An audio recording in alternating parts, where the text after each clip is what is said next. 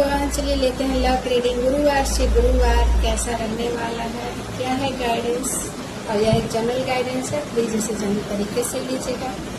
Okay, देखिए कहीं न कहीं आपको स्ट्रेस से बचना है, जिस वजह से बहुत सारी प्रॉब्लम फेस करना पड़ सकता है। यदि आप ओवर थिंकिंग करते हैं, जो भी है सिचुएशन, उस सिचुएशन को आपको हैंडल करना है और पर्सनली या प्रोफेशनली आपको बैलेंस बनाना है, नहीं तो आपके लिए थोड़ा प्रॉब्लम हो सकता है। आप प्रॉपर तरीके से नींद नहीं ले पाएंगे, जिस वजह से टेंशन, एग्जाइटी की संभावना दिख रही है।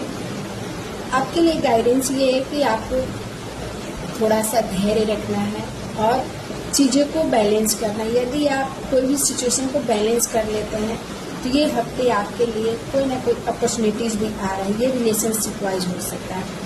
इट मीन्स आपका फाइनेंस जो है ना, रिलेशनशिप की वजह से